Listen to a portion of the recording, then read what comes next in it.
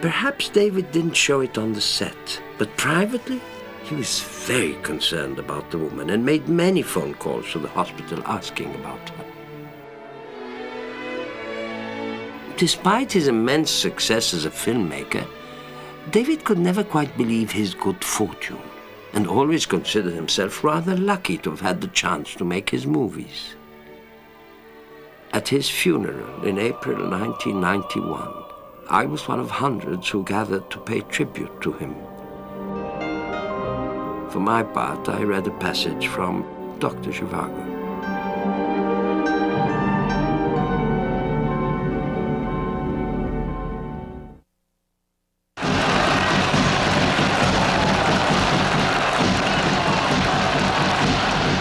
In bourgeois terms, it was a war between the Allies and Germany. In Bolshevik terms, it was a war between the Allied and German upper classes. And which of them won was a matter of indifference.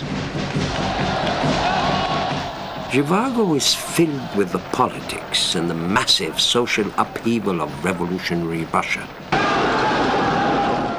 The characters are formed by the madness and the warfare that swirls around them. Are you the poet? Yes.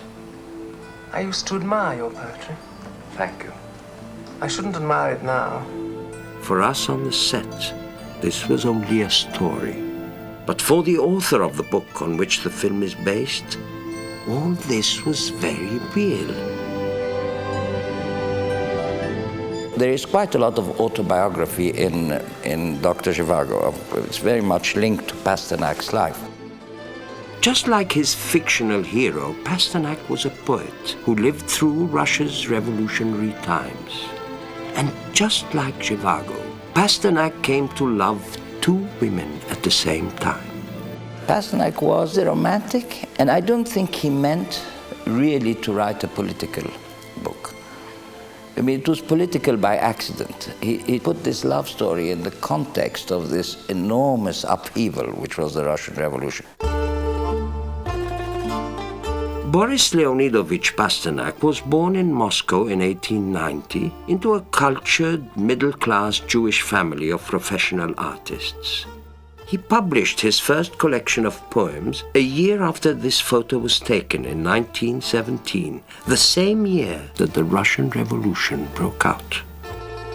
As the years went by, Pasternak's reputation as a poet grew, and so did his willingness to question what he saw around him. Not a good thing in the young Soviet state. By the 1930s, he was no longer able to publish what he wrote.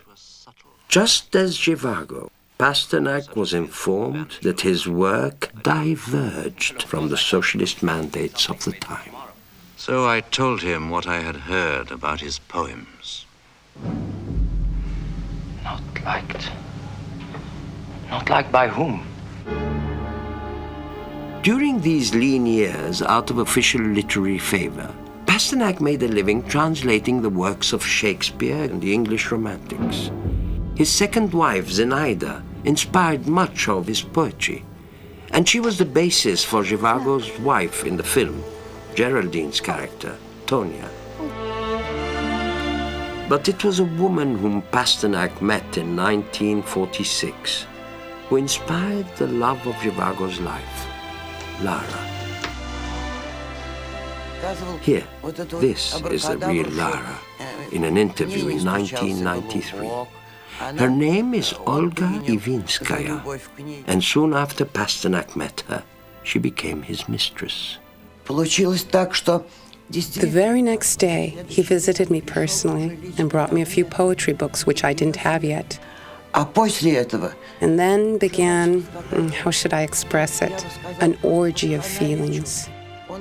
Very soon he could no longer live without me, and I no longer without him. I understood how difficult this was for him. On the one hand, he could no longer be without me. On the other, he didn't want to leave his family. The year he met Olga, Pasternak began writing Dr. Zhivago. It would take him 10 years to finish. It is obvious in the novel that he gave the character of Tonya the endearing characteristics of his own wife, Zinaida. One reason for his deep bond with her. That's clearly obvious. Most important, however, was that he said that Lara, that's me, was the woman for his aging days.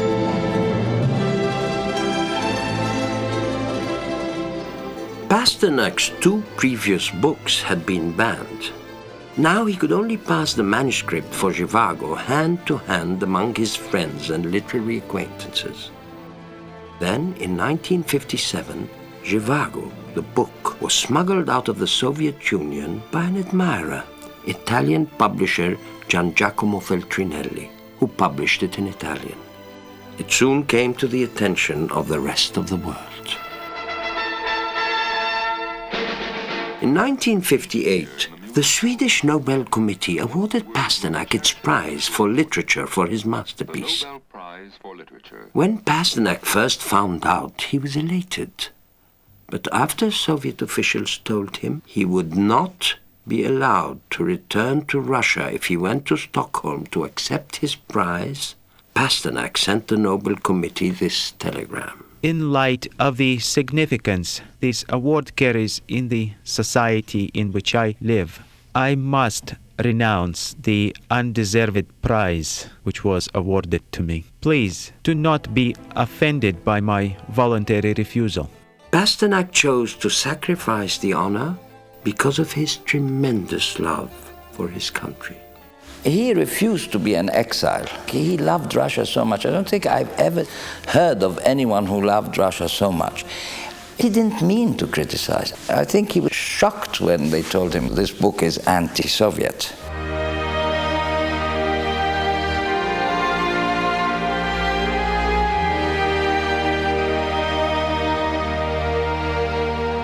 Two years later, Pasternak was dead.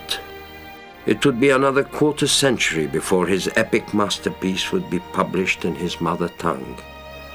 Olga, his mistress, paid the price for her relationship with Pasternak. She was forced to spend 2 prison sentences in a Soviet work camp. What should I say? It was purely love, but a love for which you pay dearly. I've paid very dearly since our first meeting. I would like to answer the question why they sent me and not him to the camp in this way. The government wanted to punish him indirectly, through me. They hoped that the pain they inflicted on me would cause him to give in. They could get the better of him in this way.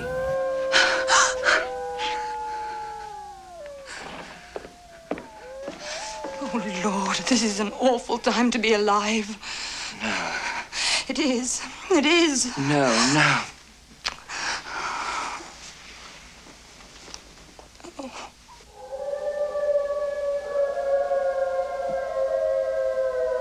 I have many Russian friends who have seen the film in Russia. I mean, they got videos maybe or whatever. But the book is allowed now. People read it. Everybody has read it in Russia. It's a good book. Once you get over the first 100 pages, look all the names, who is who, then it becomes wonderful.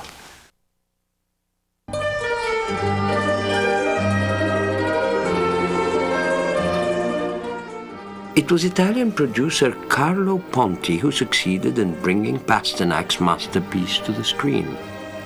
Carlo had bought the rights to Zhivago from Feltrinelli because he wanted his wife, Sophia Loren, to play the role of Lara. But once he had the property, he still needed a big studio like MGM to make it. And I think it was difficult to finance because, it had to be a big production. Eventually, studios said, well, if you can get David Lean, we'll go through with it. And David said, I'll make this picture, but I can't use Sophia because she's too tall, too big. He saw Larissa as a smaller person. He didn't want someone that tall, So eventually, Carlo agreed. And they got the financing, and that's how it was put together. And David had carte blanche. He wanted to choose everything. And the studios did allow him to do whatever he wanted. After Lawrence, David Lean was drawn to Pasternak's Dr. Zhivago. David had read Zhivago on a sea voyage after finishing Lawrence, and immediately wanted to make Pasternak's epic his next project. One of the first things he did was to gather together the same team who had worked on Lawrence, including gifted British playwright Robert Bolt, who had written the screenplay for Man for All Seasons and Lawrence, and distinguished set designer John Box. I read it and then went to Venice just to talk about it, and we must have spent at least 10 days just discussing it, analyzing it. What was the very essence of this film?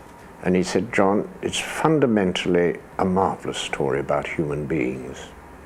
I don't want to treat it as a political film.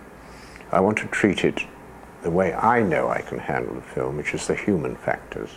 And obviously Robert Bolt was to help him considerably in the writing of the script. And I said, no way. Robert did a marvelous job on the screenplay and won an Academy Award for his efforts. In 1979, Robert suffered a stroke which affected his speech. He died in February 1995. The first edict Mr. Lean gave to Robert was to focus on the love story aspect of Pasternak's mammoth novel and downplay the politics. I said, but it isn't just a love story, it is a love story about the revolution. How do we get that in? And he said, well, that is what I am expecting from you.